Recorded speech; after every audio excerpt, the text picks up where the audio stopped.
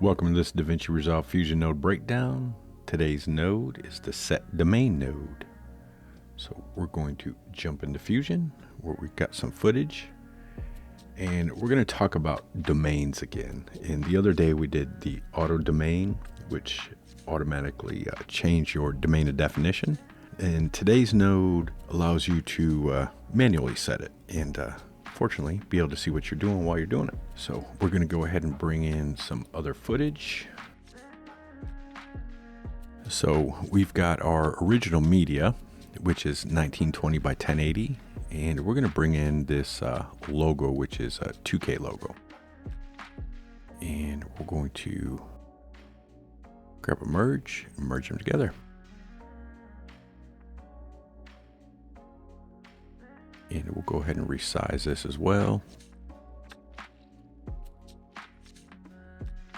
to fit it on our screen. Now, even though this in itself isn't so large that we really need to start constricting our domain of definition to save, playback speed and graphic and CPU power, we're just going to kind of demonstrate why you would do it and how to do it. Because basically, if you have 50, 60 nodes down here with multiple sizes and they're huge with 2K graphics, even if you're bringing it down, because you got to realize, even though we're reducing this 2K graphic, it's not actually changing the bits that are in it or the size of it or how intensive it is on your computer. It's just making it smaller, but it's still got the same amount of info. But using a set domain can crop that image in to save a little data. So we're going to hit Shift Space and type set domain and grab a set domain node. And what the set domain node will allow you to do is manually set this domain. So you've got two modes up here. You've got adjust and set. And the adjust node doesn't really give you any visual feedback. And it's kind of like our auto domain node we did the other day. And if we move these, you can see we're adjusting our domain of definition, and we really can't see what we're doing. But thanks to Statics FX 1793, he kind of reminded us in the our little community there that we can actually see our domain of definition. And he is correct. You can see your domain of definition. If we go up here to this little three dots up top, we can go to region and we can hit show DOD, which is our domain of definition. And we can actually see, once it pops in, what our domain of definition is. So this hashed line is our domain of definition. The only problem with this is it's going to show your overall domain of definition of your project.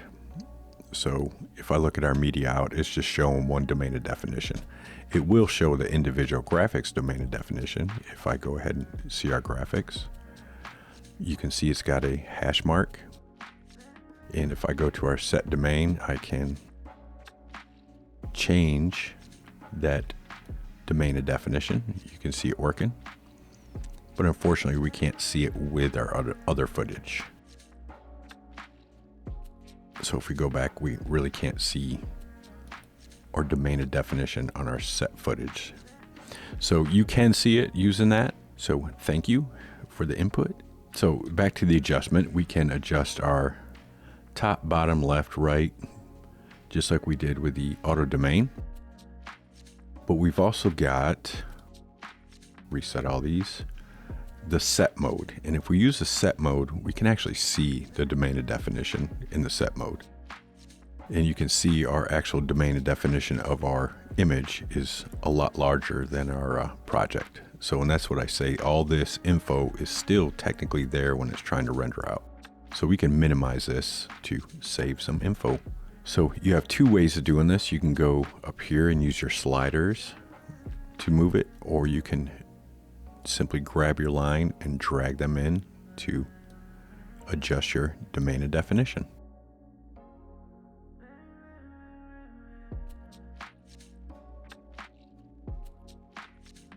So there we go. We just minimized our domain of definition on our graphics to save a little GPU and CPU power. Now on the node itself, we've got our primary input, which is our background input, but you've also got this foreground input. And what this foreground input is going to do is it's going to allow you to set that domain and definition based on what you put in here. For example, let's reset our domain and definition. And if we look, it's actually set up around our original image.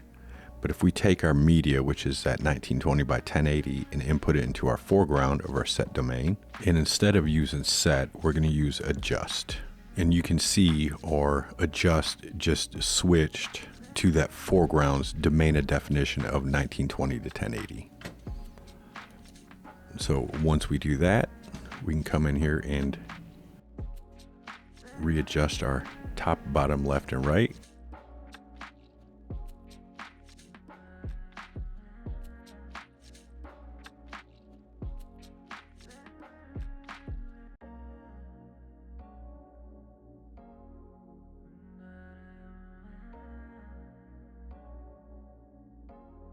And what that does is it just gets us in closer and minimizes to our background's domain and definition if we use that foreground input. So that's the difference between your adjust and your set mode. Now, let's refresh this. Now down here you have combine modes. So if we need to combine domain and definition, say we want to break this up to multiple domains, we can grab another set domain and we'll pop it down there. And let's go to our first one and we'll go ahead and set our domain and we'll get rid of all that.